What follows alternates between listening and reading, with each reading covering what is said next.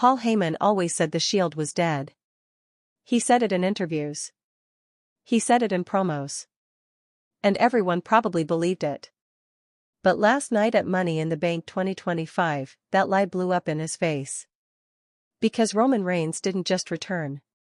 He returned with a masked soldier at his side, silent, brutal, and unmistakably Shield. And together, they did the unthinkable, won the Money in the Bank. No warning. No announcement. No theme music. Just chaos. One by one, the other superstars fell. Rollins, McIntyre, Rhodes, all taken out by a ghost no one could identify, and a tribal chief no one thought was coming back. By the time Heyman realized what was happening, it was too late. The Shield isn't dead. It's reborn, and it's hunting him. And the biggest question now? Who's behind the mask? Stick around, we've got the full breakdown. The Shield is dead. That's what Paul Heyman told the world. He didn't just say it once. He said it in promos, in press conferences, in interviews, in backstage whispers that always found their way to the fans. And why wouldn't we believe him? Roman Reigns had exiled himself from the ring. Seth Rollins was flying solo, preaching visionary sermons under flashing lights. Dean Ambrose had become Jon Moxley and detonated himself across another company. There was no fist bump. No Sierra Hotel India Echo Lima Delta. No flak vests or triple powerbombs. The Shield was dead. Until last night, when the lights stayed on, but everything went dark. Because Roman Reigns didn't just return. He arrived. No music. No Titantron. Just chaos. And with him came a soldier. A masked figure. Silent. Swift. Brutal. Familiar in a way that made your spine buzz. This wasn't nostalgia. This wasn't fan service. This was war. And at Money in the Bank 2025, Reigns and this unknown enforcer did the impossible, they won. The match was already chaos. Seth Rollins, Cody Rhodes, Drew McIntyre. All battered, all barely standing. The briefcase swung high above the ring like bait in a trap. And then? Bodies dropped. A black-clad figure, face obscured, came out of nowhere, moving like muscle memory. No grand entrance. No pyro. Just quiet, calculated carnage. First McIntyre. Then Cody. Then Rollins. Each one picked apart, dismantled. And behind him? The tribal chief. Roman Reigns, stone-faced, unreadable, watched his old allies crumble. Then climbed the ladder. Slowly. Deliberately. By the time the bell rang, the damage was done. Reigns held the briefcase. And Paul Heyman? His face said it all. Shocked. Pale. Cornered. It was the look of a man watching the past knock down his future. So, let's set the record straight. This wasn't a comeback. It was a statement. This wasn't a Shield reunion. It was a resurrection. And Paul Heyman's lie just got exposed in front of the entire world. For over a decade, the Shield wasn't just a faction, it was a warning. A system shock. A symbol of order through dominance. When those three men walked through the crowd, fists clenched, everything changed. But over the years, betrayal split them. Titles divided them. Fame diluted them. Until now. Now there's no merchandise. No logo. Just a mask. And with it, a question. Who is under it?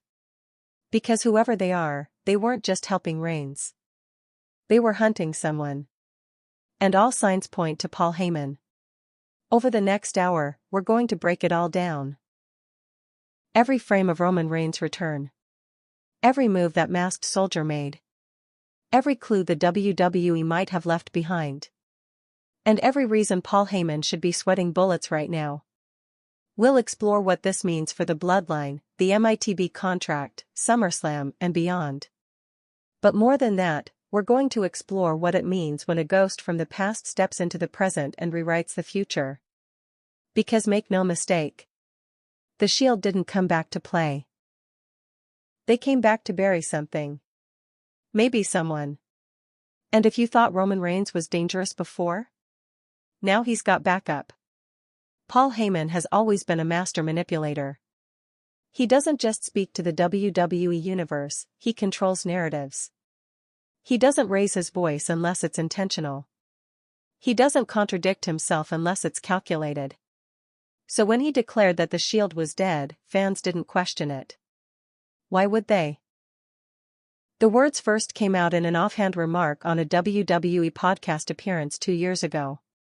The host asked about the legacy of the Shield, and Heyman, with that signature smirk, leaned into the mic and said, "The Shield was great." Key word was. It seemed like harmless commentary at the time. 3 megastars had gone their separate ways. Their run had ended. Why wouldn't Heyman state the obvious? But that was just the start. What began as a quiet dismissal grew louder. More frequent. More aggressive. He called the Shield a relic. Said it belonged in a museum. Mocked fan nostalgia, saying it was time people moved on.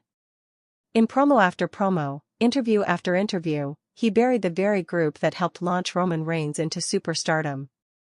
At WrestleMania 40, after Roman lost the Universal title, Heyman stood beside Solo Sikoa and publicly declared, "The Shield is dead. You're looking at the new dynasty." The crowd booed, but the line stuck. It became his tagline. His mantra. He wore it like armor. He wasn't just talking to fans. He was talking to Roman.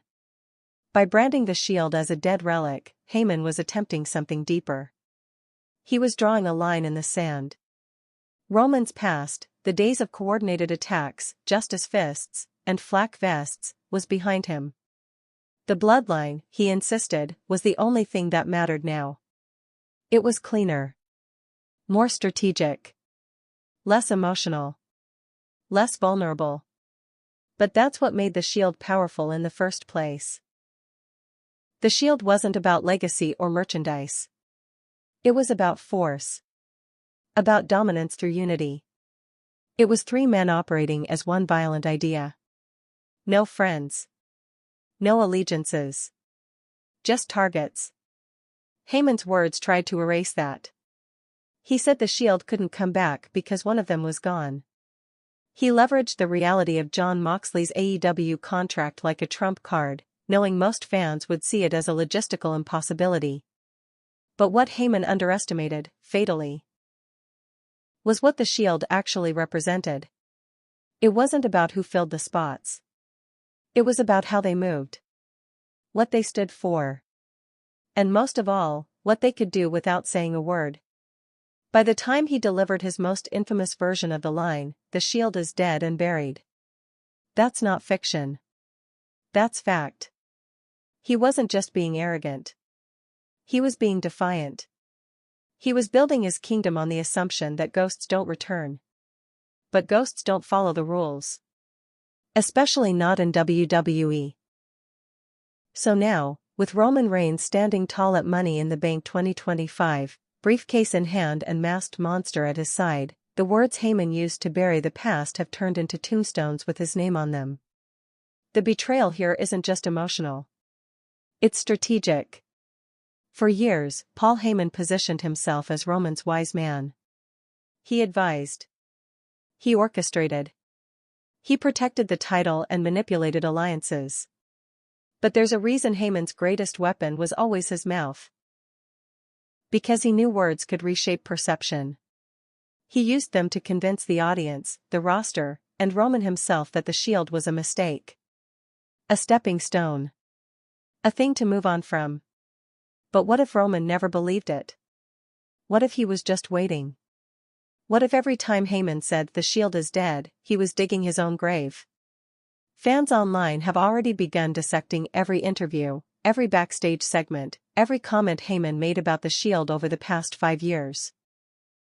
And a pattern is emerging. In every instance, he wasn't just writing the group off, he was rewriting history. He'd say things like, Roman was never truly himself until he broke free of that childish faction. He'd call Seth Rollins a drama queen, accuse Dean Ambrose of being unreliable, and dismiss their unity as immature rage packaged as teamwork. But now? Now we've seen Roman return to that very model, with even more precision. With silence. With violence. And most importantly, with purpose. So, either Roman lied to Heyman all this time, or he just stopped listening. And for Paul Heyman, that's the real nightmare. Because if the masked man isn't Rollins, and isn't Moxley, then that means Roman has created something new. Something born from the ashes of the Shield, but colder. More obedient. Less human. That's worse than a reunion. That's evolution. And the fact that it happened without Paul Heyman's fingerprints on it? That makes it treason. Let's not forget. Heyman thrives on control. Every alliance he's ever had has been about leverage. Brock Lesnar. CM Punk. Big Show. Kurt Angle. And then Roman Reigns. He always kept his champions dependent on his intellect. That's how he survived. But what we saw at MITB was different. Roman didn't need Paul. Roman didn't even look at Paul. He walked into that arena alone. Took over the match without a mic, brought a soldier who never spoke. And left with the briefcase. Without ever acknowledging the man who once claimed to be his brain. That wasn't just a return. That was a rejection. It raises a dangerous question. If Roman Reigns no longer sees Heyman as necessary, then what's Paul's next move? He has no leverage. No title. No bloodline. Just Solo Sikoa, who looks more and more like a contingency plan Roman abandoned. This section of the story doesn't end with Roman holding a briefcase. It ends with Paul Heyman standing alone, watching a monster he thought he created rewrite the rules he once wrote. And as the Shield's echo rings out, not in music, but in action, the man who declared them dead now has to live with the fallout. Because in WWE, death is never permanent. Especially when it wears a mask. The weeks leading up to Money in the Bank 2025 were, by all appearances, business as usual. Matches were announced. Rivalries escalated. Fan theories circulated, but nothing out of the ordinary stuck. There were no cryptic promos. No blacked-out screens. No strange camera glitches. Nothing that even remotely suggested Roman Reigns would show his face, let alone shake the foundations of the company. And that's what made it perfect. Because WWE has pulled a lot of swerves in its history. Surprise returns, unannounced debuts, shock heel turns, it's all part of the playbook. But this? This was something different. This wasn't misdirection. This was total silence. The absence of noise. It didn't just catch the crowd off guard, it made them question whether they had ever known what to expect in the first place. Let's rewind 3 weeks before MITB. Roman Reigns' name wasn't on a single card. No social media teases. No Easter eggs hidden in WWE shop merchandise drops. There were no sightings, no airport photos, no cryptic tweets from Heyman. Even the usual insider accounts. Those with a reputation for leaking surprises, went completely dark on him. And in the world of wrestling, that kind of silence is rare. The most that fans could latch onto was a brief backstage promo from Seth Rollins, where he said, "You never really bury ghosts, you just hope they don't find their way back." At the time, people took it as a metaphor. Maybe a dig at his own past, maybe a nod to Cody Rhodes. No one connected it to Roman. Why would they? Roman had been gone since WrestleMania 40, and WWE made no effort to pretend otherwise. Then came the MITB promos. The big posters. The hype trailers. All eyes were on the usual suspects. Drew McIntyre chasing redemption. Cody Rhodes still chasing legacy. Seth Rollins defending his turf. LA Knight riding momentum. And Logan Paul, being Logan Paul.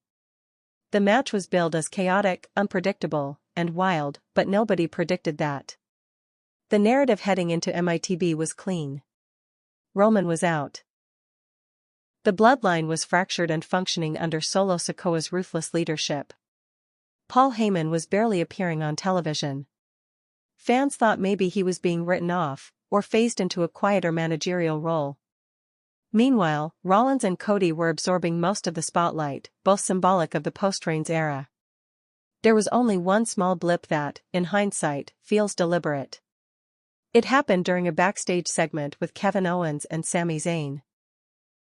They were walking past production crates when the camera panned just a little too far to the left, and a black flak vest could be seen tucked behind a stack of lighting gear. It appeared for less than 2 seconds. No one mentioned it. No one acknowledged it. The internet didn't even pick it up until after MITB had aired. Whether it was intentional or just coincidence, it played into the perfect deception. Because every time WWE has teased a return in the past, they've laid the groundwork. A cryptic tweet. A strange backstage shot. An offbeat promo line. This time, they gave fans nothing. And that nothing made everything hit 10 times harder. Let's talk about Roman himself. Since losing at WrestleMania 40, Roman Reigns had vanished. No social posts. No interviews. No podcasts. No sightings. Unlike other superstars who vanish and pop up at events or get spotted in training videos, Roman went radio silent. Not just quiet, absent. He didn't comment on the bloodline angle. He didn't issue any cryptic warnings.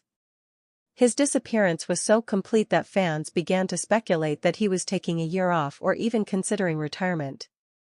There were even reports, now clearly misinformed, that Reigns had turned down all 2025 appearances through SummerSlam. Rumors claimed he was in Hawaii. Others said he was in LA filming a movie. Some thought he was dealing with an injury. WWE let the speculation run wild and never corrected a single headline. It's almost as if they wanted us to forget him entirely.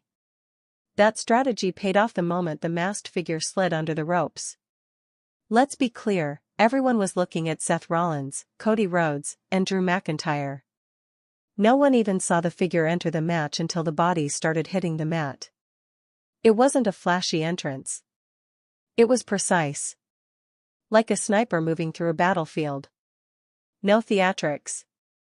Just calculated violence. And that mask, it was custom. Matte black. Featureless. It didn't say new superstar. It said weapon. This wasn't a character reveal. It was a declaration of war. By the time fans started to realize what they were watching, Roman was already at the foot of the ladder. No music. No pyro. No commentary hype. He didn't need it. The crowd didn't erupt immediately. They hesitated, processing the image of a man they hadn't seen in months, walking with that same cold confidence, dressed in black, eyes locked on the briefcase. When they realized it was him, the roof blew off. People weren't just shocked. They were betrayed. This wasn't the return of a hero or the rebirth of a villain. This was something darker. Something more calculated. Roman Reigns wasn't just back. He was back with strategy. This moment didn't happen by accident. It was planned. Timed. Executed. And it was all built on silence. No teases. No rumors. No dirt sheet drama. WWE didn't just protect the surprise. They weaponized it. And in doing so, they reminded fans of one truth: the loudest moments in wrestling are born from the quietest setups. When you give fans nothing, they expect nothing. And when Roman Reigns walks down the aisle unannounced, flanked by a ghost in a mask, and steals the future right out of 6 men's hands, the silence turns to panic. Because if this happened without warning, what's next? It started like every other Money in the Bank main event. 7 men. 1 ladder. 1 briefcase. One guaranteed shot at a world title. The stakes were familiar. The chaos was expected. The crowd was hyped. But no one knew what was about to happen. The entrances were textbook spectacle. Seth Rollins basked in the crowd singing his theme. Cody Rhodes received thunderous applause. Drew McIntyre stared lasers through the camera, locked in. LA Knight played to the fans, delivering his signature "yeah" to every section of the arena. Logan Paul strutted in with arrogance and bodyguards.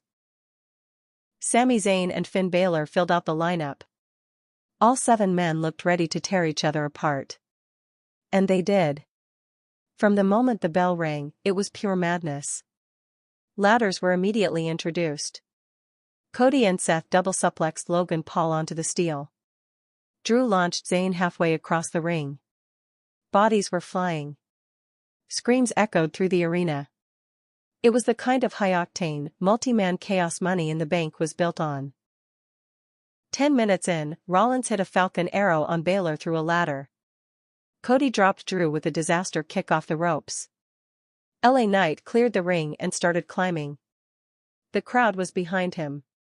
Chants thundered through the building. He touched the briefcase, and the lights stayed on. That was important. Because what happened next didn't require theatrics. It required silence. Suddenly, LA Knight's climb was cut short. A black figure shot up the ladder behind him, fast, fluid, and deliberate. Not part of the match. Not introduced. No entrance theme. No build-up. Just presence. The figure wore full tactical gear. Not flashy.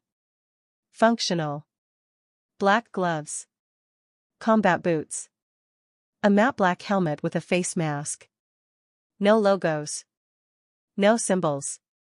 Just intent. The kind of intent that doesn't ask for permission. The masked man grabbed LA Knight by the waist and delivered a modified German suplex from the 3rd rung of the ladder. Both men crashed to the canvas, but the masked man popped up almost instantly. Robotic. Clinical. The rest of the competitors reacted the way real fighters would. Confusion, followed by instinct. Drew McIntyre charged in. Mistake. He took a running knee that folded him in half. Seth Rollins, groggy but alert, circled. He paused. Looked at the masked man. Something flickered in his eyes, recognition, maybe? Doubt? He moved to attack anyway. He never got the chance. The masked man spun behind him and landed a sickening elbow to the back of the neck. Rollins dropped. No theatrics. No wasted motion. Just efficiency. Cody Rhodes tried to rally. He pulled the masked figure away from Rollins and hit a crossroads out of nowhere. Huge pop. The camera zoomed in on Cody, panting, eyes wide. But the masked man sat up. Not slowly. Not with drama. Just sat up like nothing had happened. The crowd gasped. Before Cody could react, a spear came out of nowhere. Roman Reigns. Not in tribal gear. Not shirtless with red lei and gold glove. Just black. Combat black. No entrance music. No spotlight. He looked like a ghost from 2013 who'd wandered into the wrong year, but he knew exactly where he was. He stood over Cody's body for a full 10 seconds before even moving. Just stared. Breathing steady. Eyes cold. Then he nodded once, to the masked man. Together, they started dismantling everyone. Finn Balor got launched into a ladder wedged in the corner. Logan Paul took a Samoan drop from Reigns onto the announcer's table. Sami Zayn fought back with wild fists before a Superman punch ended his night. Seth Rollins was the last man standing. He stumbled into the center of the ring, bruised and barely upright. He looked Roman dead in the eyes. They didn't speak. They didn't need to. This wasn't two friends. This wasn't even two enemies. This was two survivors of the same war, facing each other with history dripping off their skin. Then the masked man stepped between them. Rollins never even saw the lariat coming. It hit him like a truck. He flipped inside out and didn't get back up. Roman turned. The masked man began setting up the ladder. There were no fans chanting "Holy smoke" at this point. They were too stunned. Too quiet. You could hear individual screams in the crowd. People realizing what they were seeing. Phones shaking in hands. Tweets flying out so fast they crashed timelines. Roman climbed. Step by step. No rush. No panic. The briefcase swung gently in front of him as if waiting. He unhooked it. The bell rang. But it felt more like a warning than a celebration. Roman didn't raise the case in victory. He didn't roar. He didn't pose. He looked down at the ring full of broken bodies. At the chaos he had just controlled without speaking a word. The masked man stood below him, arms folded. Silent. Loyal. Paul Heyman appeared at the top of the ramp just seconds too late. He didn't run. He didn't shout. He just stood there. Mouth open. Eyes wide. All the color drained from his face. That was when it hit everyone. This wasn't just a return. This was a message. Roman Reigns hadn't come back to reclaim his throne. He'd come back to burn it. He didn't say a word. He didn't taunt the crowd. He didn't even pause to acknowledge the destruction he left behind. The masked figure that stormed Money in the Bank 2025 moved like a professional hitman, clinical, trained, and familiar with the mission. But the real chaos started after the match, not during it.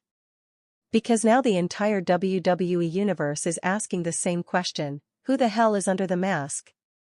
And more importantly, why did they come back with Roman Reigns? This wasn't a random debut. This wasn't some new NXT call-up. This was strategic.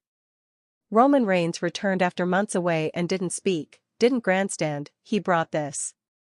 A silent soldier wearing gear eerily similar to the Shield's original uniform, black flak vest, black gloves, combat boots.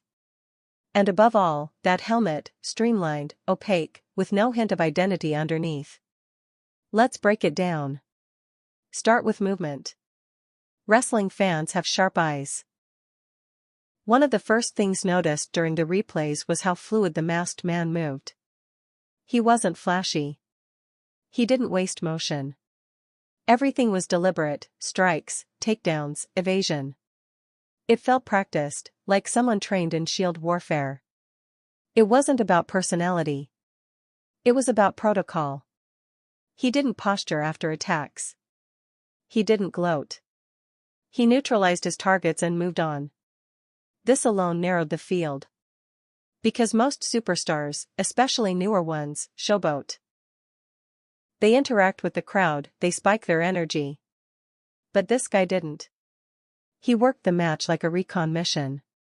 And only a few people in WWE history have ever moved that way. Then there's the finishing move he used on Seth Rollins, a rotating elbow strike to the base of the skull, followed by a wrist clutch German suplex. The combo was brutal, exact, and untelegraphed. It didn't scream signature move. It screamed disable. But some longtime viewers pointed out. It bore a haunting resemblance to moves Dean Ambrose once used. That's where the speculation exploded. Is it Jon Moxley? Unlikely. But not impossible. Moxley is currently under contract with AEW, and no reports suggest a secret deal was made. But what if the surprise was so heavily protected that even AEW didn't see it coming? That's what some fans are claiming. Even the stance of the masked man, shoulders slightly hunched, hands loose and twitching, resembled Mox's old ring presence. But there's more. When Cody Rhodes landed the crossroads on the masked man, the reaction was chilling. The man sat up. Instantly. Not slowly like Undertaker or theatrically like Bray Wyatt. He sat up with cold intent. No personality. No drama. Just functionality. It wasn't Mox-like, it was Shield-like. Another theory points to Solo Sikoa. The timeline fits. Roman's departure left Solo in charge of what remained of the bloodline. Over the last few months, Solo's aggression has only intensified. He's turned on Jimmy. Cast doubt on Heyman. He stopped speaking in segments. That silence echoes the mask. But the problem with the Solo theory is size and stance. The masked man is leaner than Solo. Quicker, too. More fluid. Solo moves with weight. This masked figure moved like a viper. A third theory surfaced by night's end, and it's gaining momentum: someone new, trained by Roman. That's right. What if this isn't a returning star at all? What if it's someone Roman has personally groomed during his time away? A Black Ops Shield recruit. Someone we've never seen before. Roman disappears for months. The Shield dies. And in that silence, he builds something. Something designed to operate with his mindset but without Heyman's influence. WWE has done this before, used the shock of a masked figure to reset a story. Remember when Retribution debuted? Or when Kane first appeared? It's not about identity right away. It's about aura. And this masked man has aura in spades. Let's go deeper. The gear was unmistakably Shield. Black tactical vest, boots, gloves. But it wasn't just cosplay. It was upgraded. Cleaner. Less bulky. More militarized. Think, SWAT meets assassin. The helmet was aerodynamic and blacked out, hiding everything: no eyes, no mouth. Not even light reflected off it. It was built to erase personality. And that tells us something critical. Whoever this is, they're not trying to build a solo career. They're not seeking fanfare or spotlight. They're a weapon. A purpose-built asset deployed by REIGNS for a mission. What mission? To eliminate threats. To reclaim dominance. And maybe, to destroy Paul Heyman. Let's not forget the timing. REIGNS didn't return at Backlash. Or Raw. Or even SmackDown. He returned at MITB, the one match that guarantees future control of any championship at any time. That's not nostalgia. That's strategy. The masked man's job was to clear the field. REIGNS didn't take a single hit during that match. He didn't even break a sweat. Why? Because the masked soldier did everything for him. This wasn't about winning a ladder match. It was about sending a message. And here's the most chilling part: after the win, the masked man stood still. Not like a bodyguard. Like a shadow. That tells us Roman has full command. That he's no longer collaborating. He's commanding. Theories from social media continue to swirl. It's Jacob Fatu from MLW, making his debut as Roman's new enforcer. It's a reconditioned Jason Jordan, returning from injury under a new persona. It's Bo Dallas as a Shield clone, built to honor Bray Wyatt's legacy. It's a clone. It's a stunt double. It's AI. Wild, yes. But that's the level of confusion we're working with. Let's take a second and focus on why the mask matters. Masks in WWE are never accidental. They're metaphors. Think about Mankind, Rey Mysterio, Kane. They signify rebirth, trauma, hidden identity, or a blank slate. The fact that Roman aligned with someone faceless says everything. This wasn't a friend. This was an instrument. And the question fans are now obsessed with isn't just who is under the mask. It's what is Roman Reigns building? He's clearly distancing himself from the crumbling bloodline. Solo Sikoa's control has fractured the faction. The Usos are gone. Heyman is isolated. Roman didn't walk back into his old empire. He walked in with something new. Something colder. A Shield 2.0? Maybe. But this version doesn't talk. Doesn't pose. Doesn't acknowledge. It attacks. There's a clip from MITB, right after the win. You have to slow it down, frame by frame. Roman hands the briefcase to the masked man. Just for a second. Not as a gesture of gratitude, but to hold it while he adjusts his gloves. The man doesn't flinch. Doesn't move. He just stands there. Holding Roman's future like a sentry. That one image says it all. This isn't a team. This is a command structure. And Roman Reigns is the general. We still don't know who this masked enforcer is. But we do know what he represents, a return to order. A return to silence. And the terrifying return of the kind of dominance WWE hasn't seen since the Shield first formed. But this time, there's no Seth. No Mox. Just Roman and the ghost he brought with him. And that's enough to make the whole locker room nervous. When Roman Reigns climbed that ladder at Money in the Bank 2025, it wasn't just the moment itself that sent shockwaves through the wrestling world, it was how he did it. No music. No pyro. No slow-mo entrance shot. No Paul Heyman holding up gold behind him. No wise man. No Usos. No bloodline. What we witnessed wasn't the return of the tribal chief. It was the emergence of something else. Something colder. More dangerous. And far more unpredictable. The Roman Reigns that fans remember. Last seen in the main event of WrestleMania 40, was regal, untouchable, flanked by an empire of family and fear. That Roman used presence as a weapon. He ruled through blood and manipulation. He wore gold with divine entitlement. He spoke slowly and carefully. He calculated every move, every expression. He was a mafia boss with a Samoan bloodline. But the man who returned at MITB wasn't royal. He was ruthless. The flak vest. The combat boots. The icy silence. The sudden violence. This wasn't the Roman we've seen for the last 4 years. This was the Roman from 10 years ago, but re-engineered. Reprogrammed. He didn't return to reclaim the throne.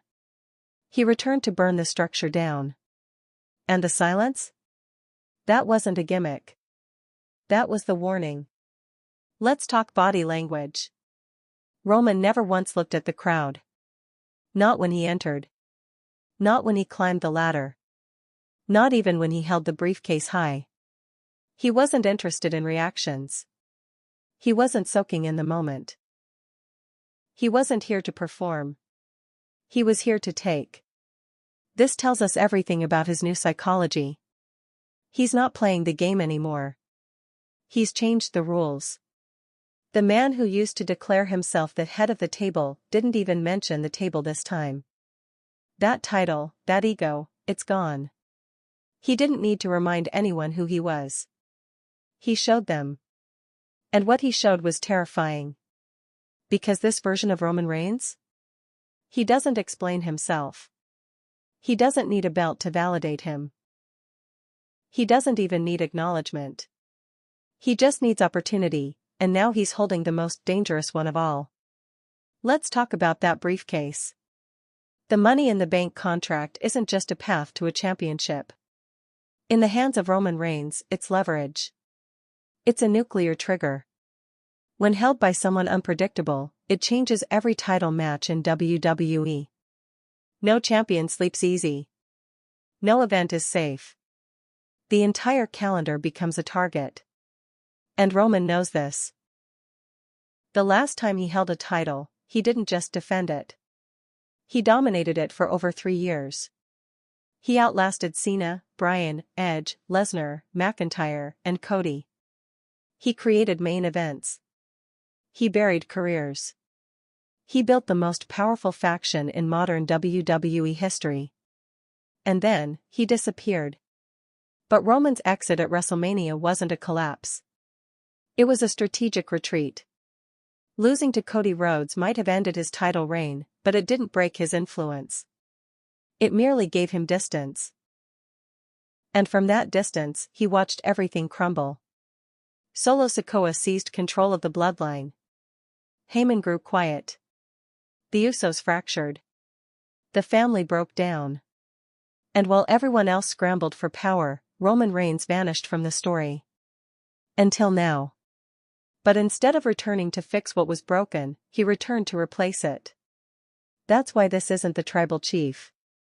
The tribal chief was about family. About legacy. About order through loyalty. This version of Roman has no interest in loyalty. He brought back the Shield's aesthetic but stripped away its brotherhood. He didn't reunite with Seth Rollins. He didn't nod to old allies. He didn't explain himself to anyone.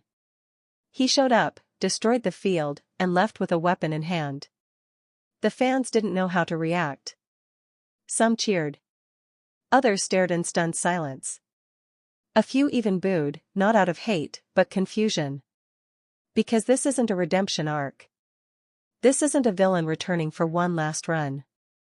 This is a cold reboot of dominance. Let's pause and ask the critical question, why now? Why would Roman Reigns return at Money in the Bank of all places? The answer is layered. First, chaos. MITB is one of the only PPVs where a surprise entrance can happen without stretching logic. The nature of the match allows interference, especially in the name of opportunity. Second, symbolism. Roman Reigns made his name in ladder matches. The Shield debuted in chaos. They rose in ladder wars, in no DQ fights, in triple threat carnage. This setting wasn't just convenient, it was poetic. Third, control. With the briefcase, Roman isn't bound to any brand. He isn't locked into a title feud. He chooses the moment. The ring. The opponent. It's the ultimate power card, and for a man like Reigns, it fits better than any title belt. And here's where it gets truly terrifying, he didn't cash in that night. He could've. Rollins was unconscious. Cody was broken. Drew was nowhere to be seen. Reigns could have walked out as champion again. But he didn't. Why? Because power isn't just about taking. It's about knowing when to take. Roman doesn't want the title back. Not yet. He wants the board clear.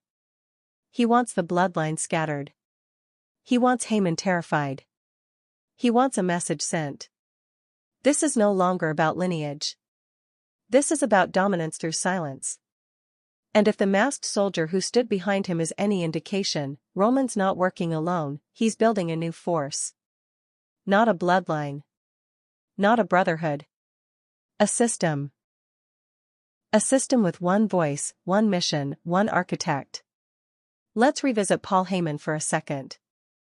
That look on his face at the top of the ramp, shocked, hollow, small, said everything. He knew what Roman's return meant. He knew it didn't include him. For years, Heyman was the mind behind the monster. But now Roman is the mind.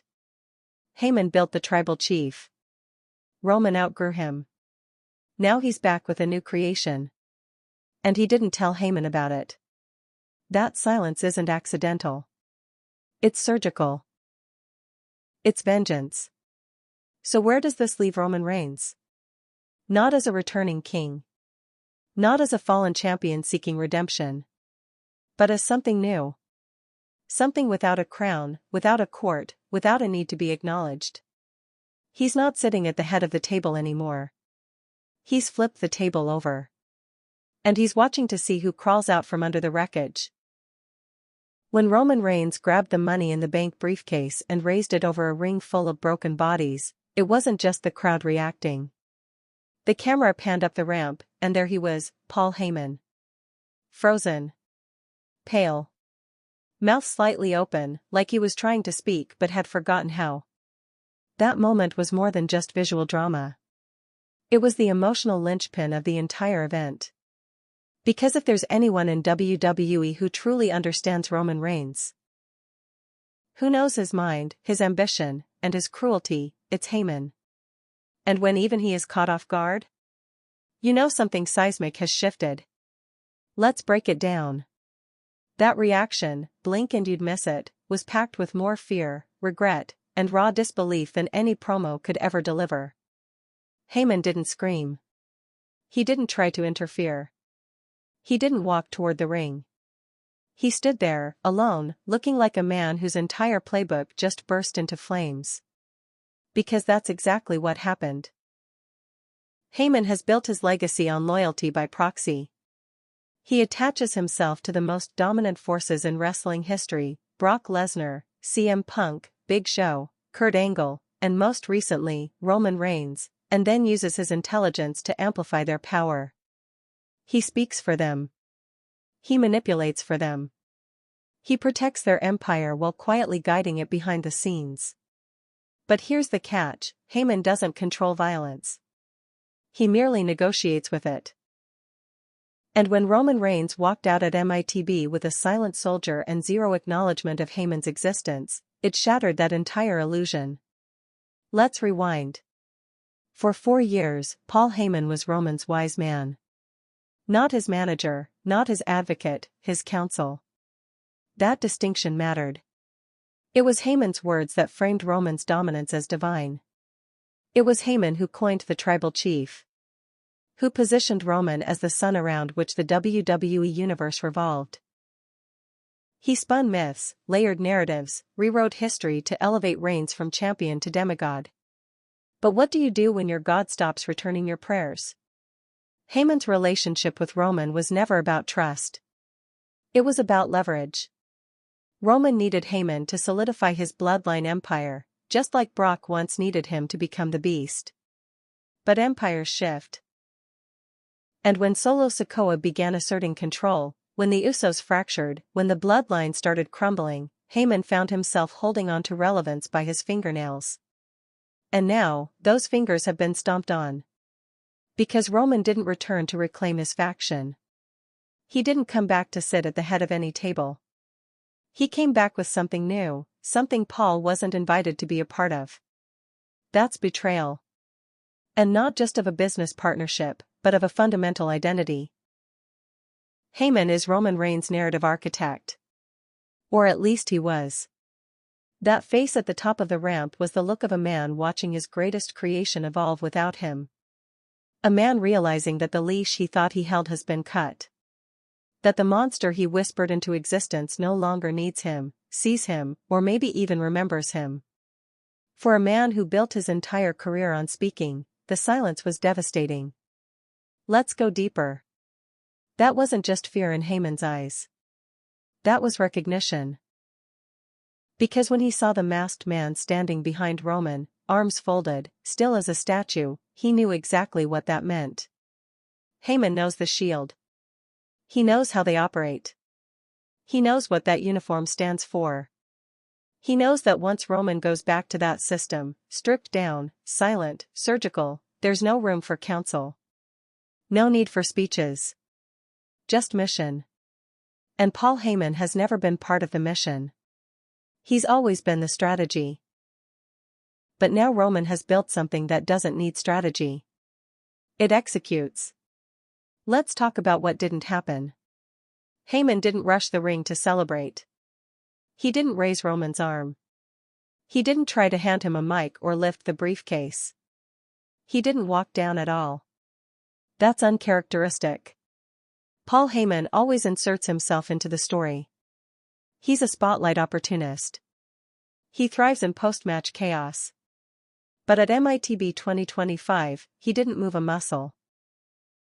Because for the first time in years, Paul Heyman realized he wasn't in control of the story. He wasn't part of the next chapter. He was just another spectator. Another relic Roman had chosen to leave behind. And maybe the most telling sign? Roman didn't even look at him. Not a glance. Not a smirk. Not a nod. Nothing. That's a message. That's Roman saying, I didn't forget you, Paul. I just outgrew you. And if Heyman is as smart as we all think he is, he knows what's coming. Roman Reigns doesn't just eliminate threats. He erases weakness. And Heyman, in the new system Roman's building, is a loose end. He talks too much. He's too visible. He remembers too many things. He knows too much. This is why the fear on Heyman's face wasn't just about shock. It was about survival. He saw what Roman did to Cody, Seth, Drew. How methodically the masked man dismantled them one by one. No mercy. No hesitation. And then Roman climbed the ladder like he was stepping over corpses. That wasn't a match, it was a purge. And now Heyman is asking the real question, am I next? Because Roman doesn't need to speak to declare war. He never did. Back in the early Shield days, silence was the first warning. A quiet arena. A black-clad figure in the crowd. A tactical strike. And now that Roman's rebuilt that formula, leaner, sharper, deadlier, Paul knows exactly how this ends. Not with a promo. Not with a contract signing. Kevin Owens, ever the voice of skeptical reason, said, I don't care if he came back with the ghost of the Shield or with Stone Cold Steve Austin. If Roman's back, he better come correct. Because we're not the same kids he steamrolled 5 years ago.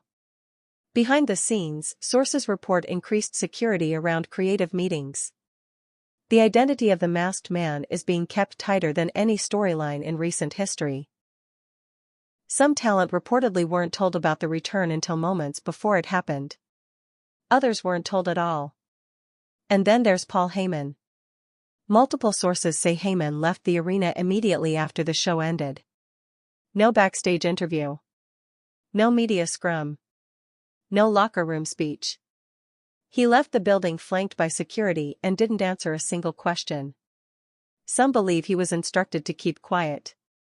Others think he's staying silent because he knows the heat is real, on screen and off. There are also rumors now swirling about authority figures stepping in. TripleH was reportedly backstage during the event and met with top-level talent afterward. The word going around is that Roman's return may signify not just a storyline shift, but a creative shakeup. With a briefcase in his hands and a masked partner by his side, Roman holds the key to reshaping the WWE narrative arc for the rest of the year. Think about it, titles, matches, main events, even entire PPVs are now in question. Rollins is vulnerable. Cody's story is disrupted. SummerSlam plans may be in shambles. And with Roman not bound to any one brand, his next move could come anywhere, anytime. This level of unpredictability is rare. And it's dangerous, for both the characters and the performers behind them. Roman is no longer tied to legacy angles. He's no longer pinned to the tribal drama of the bloodline. He's above it now. Floating in a space of absolute freedom. And that means one thing, nobody is safe. There's also been a noticeable shift in tone from commentary teams. On Raw, Corey Graves opened the show with, last night, we saw history repeat itself, and rewrite itself. Michael Cole was more blunt, Roman Reigns returned last night and reminded us why he's the most dangerous entity in the business. Not because he wants the spotlight, but because he doesn't need it. That idea, that Roman doesn't need anything to take everything, is starting to ripple across the WWE ecosystem. He doesn't need music. He doesn't need pyro. He doesn't need titles. He doesn't even need Paul Heyman. All he needs is silence and the right moment. And that's exactly what MITB gave him. It's worth noting that WWE has not officially identified the masked man. No commentary explanation.